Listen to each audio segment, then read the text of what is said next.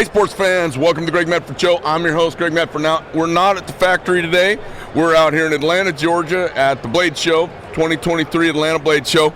And we have talked to candlestick makers and broom makers, knife makers, forgers, bladesmiths, leather workers, printers, dog whisperers, and horse fuckers. We've talked to just about everybody.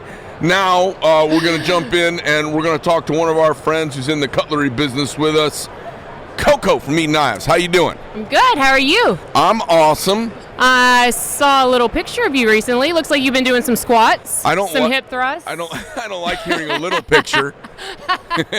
I'll choose my words better. Okay. Yeah, you know, the hard part about outdoing yourself every year is actually outdoing yourself every year. Well, So I just found out there's a timer on your iPhone for taking pictures. Oh, Lord. Yeah, so the next year is going to be madness. You know how the gun bunnies are scantily clad to get lots of followers? I'm going to try the same thing, see how it works. I love it. If it works, it's 98% guys. There's a lot of latent, passionate men out there. You never know anymore. Yeah. Knife bunny Greg. I like it. I know, it's pretty hysterical. They call me a knife bear. Knife bear. Oh, Yeah. yeah, that's manlier. Yeah. Talk to us about the knife business. How long you guys been in the knife business for? And you guys are purveyors, you're resellers. Yes. Yep. Okay. Yep. 10 years this year. This is actually our 10th Blade Show. We rolled in the doors 10 years ago to this show. We didn't know a single person. Nobody knew us. We weren't even an authorized dealer for anyone. We started out just, my husband would buy knives from like Blue Ridge distributors because we weren't authorized dealers for anyone. So yeah, 10 years this year. And you guys, you're in Chattanooga, Tennessee. Chattanooga? We were just talking about Chattanooga, which is an awful place. Don't ever go there. They don't want you to move there, apparently. No, please. Don't go there. It's horrible. It's horrible. Ugly. Nothing to do. That's boring. what I tell people. I'm like, Arizona, it's really hot. You don't want to come out. Yeah. Well, it's a dry heat, isn't it? I go, well, that's how you bake a cake in dry heat. It's really hot. It's 99% humidity all the time in Chattanooga, so you don't want that either. Is that actually true? Yeah. In the summer, yeah. I cannot handle that. I love going west. I'm like, oh, my skin clears up and dries up. My hair, like I can go like 2 days without touching it. Yeah. It's just like perfect. Go home and it's, you know, Yeah. So don't go to Arizona. What were you guys doing before the knife business? So Clay, my husband, was actually, he managed a hair salon. Really? Yeah. Oh, he's handsome. That makes sense. Yeah. He used to have long hair. He never did hair. He just managed the salon. Yeah, so he did that. And, no, he did that's like managing a strip club. Yeah, basically. Because, okay, all right. Yeah. That was when he was single. Well, no. I'm just kidding. He just left 3 years ago. Oh, okay. And what did you do? So I was a healthcare exec. So I worked 15 years corporate healthcare on the business development side. Yeah. Wow. So I had a team of like 20 sales reps. I was an area VP. So Okay, cool. Left that 2.5 years ago to do this. No looking back? Oh my God. So much fun? I love it. It is. It's great. It's a great community. You know, being an entrepreneur, owning your own business, like especially husband and wife, like you're all in. Like there's no, you know how it is. Like you can't fail. Like failure's not an option. Right. You can fail. You really don't want to. No, you really. Yeah. You better find a way not to fail. You got to fall back usually. Right. But yeah, so never look back. Love it. Wouldn't go back to the corporate world. They couldn't pay me enough money. If you're in Chattanooga and someone's coming through town and they want to stop in EKnives, where's your place at? So we're 10 minutes off 75. So 75 major intersection. So we're 10 minutes off 75. So, okay. How big's your place now? So fun. We started out with like right at 2,100 square feet. Basically, we moved into the space because we needed warehouse space. Up until 2 years ago, we were in our house still doing this. And we wanted to do like a brick and mortar store, but just very small. You know, we didn't know if anybody would even come in, off the beaten path, all that good stuff. So we took this space just for the warehouse, and we kind of outgrew it really, really fast. And so we actually just bought the building we're in. We bought 9,000 square feet. Oh, so congratulations. Thanks. So we now own 9,000 square foot building. So when we get back from this, we're going to start with our build out and planning for an expansion. Yeah. How's the knife business? You know, obviously we had a couple of crazy years during COVID. Feels like it's crazy. Yeah, good crazy. Good crazy. Now it seems like it's getting back to kind of the normal cycle. Yeah. Which has some ups and down times. How have things been the last 120 days? So Q1 was a little crazy, like a lot of things going on, but still good. The last probably 2 months definitely slowed down. So for me, well, and even Clay, for us both, like going full time in this has been full time for us for like the last 3 years. So we went full time in this right around the time it really ramped up. Yeah. So for everybody's like, nope, this is normal now. It's just getting back to normal, but we haven't been used to that. So we have to remind ourselves, did it like freak on you those. out a little? Yeah. Well, him Yeah, especially. yeah, like yeah. he's the worrier. I'm Yeah. like, it's fine. It's all going to work out. But yeah, like you always worry a little bit. But no, it's been good. It's been good. I've been around a couple years longer, and I'm a little bit older, and I try to lean into these times. I started in 2008 when it was the bottom of the barrel, and what I find is, like, I started in 2008 when it was like the worst recession since the Great Depression, okay? Yeah. And everyone harassed me for my $550 pocket knives. So then I said, well, screw you guys, and I did a $1,200 pocket knife and sold 10,000 of them. Yeah.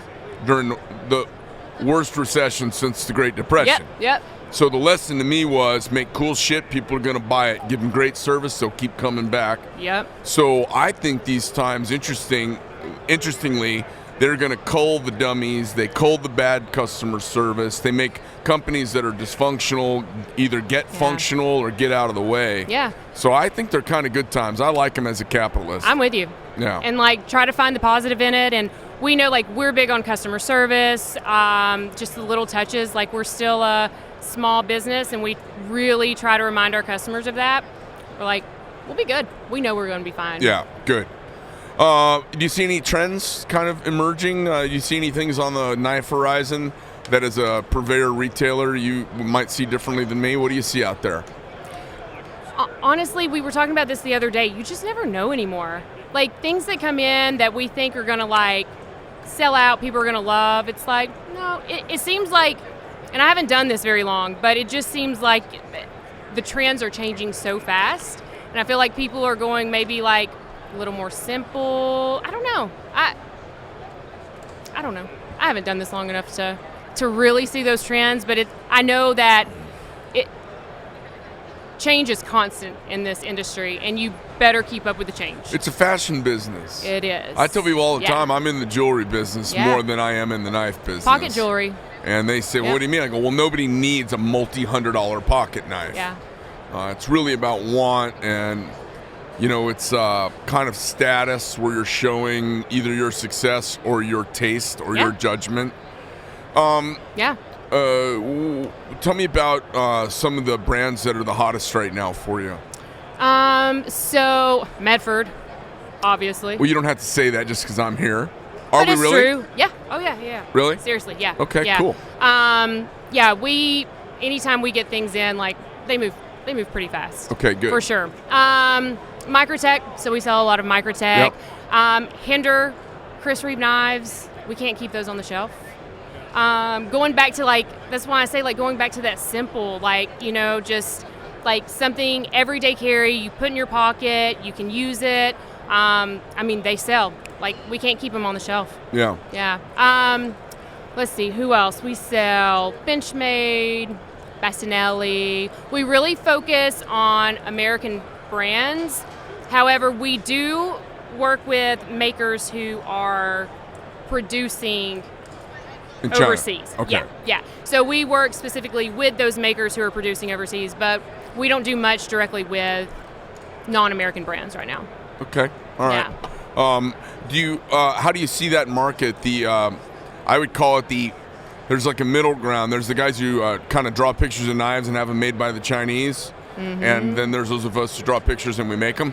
So between those two camps, how's that Chinese-made market, irrespective of the brand? They move. Yeah, because of the price point. The price point. Yeah. I mean, when you can get a full titanium with all the dressings for $475, you can't do that. It's hard to get that price point in American made. Yeah. I think people still want to support that American company ultimately, but at the end of the day, they're going to take what they can afford a lot of times. You know what's really crazy is that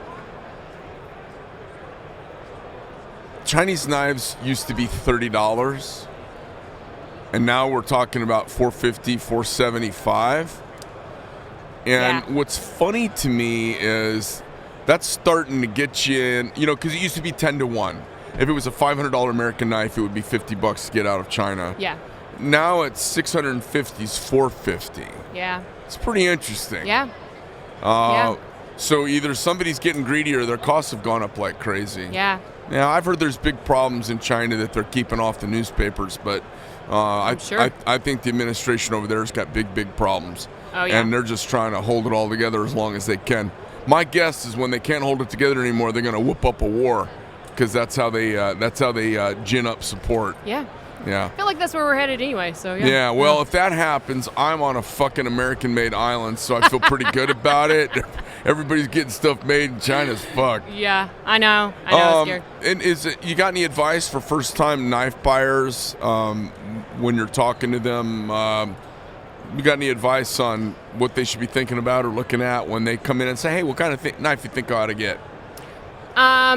I'll always ask them price point, like just want to know that, but also their use, like what they're going to use it for. And I think the biggest thing, and it's the one thing like we can always sell on, like you're going to spend a little bit more money on an American-made product, but you're also going to receive that lifetime warranty with it. Yeah. Like you guys, ProTech, Hinder, Microtech, Benchmade, like something happens to that knife, send it back, it's going to be taken care of, and you get it back. You can't get that with overseas. You know, you're not going to have that. So that's a big selling point, because this is an investment for a lot of guys, and especially someone coming in, first-time buyer, and they're used to carrying their $60, $70 knife, and they're going to spend a little more and like really invest.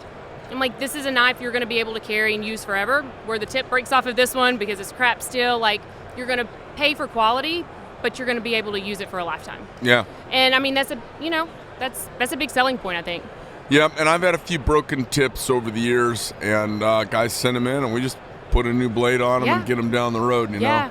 And you guys have great customer service. Like, all the companies we work with, like, that's a big thing for us, too. Like, we don't just take any brand on. Like, we're very picky about who we want to work with as well. And we don't want to work with a company that doesn't respect their customer service, their warranty. Who's the best customer service in the business, you think? ProTech. Is it really? ProTech does an amazing job. Tell me how they outdo us. Their turnaround time is roughly 4.6 to 5 days. They'll get that knife turned back around to you. Like, what's ours, do you know? That's crazy. I honestly don't know. Okay.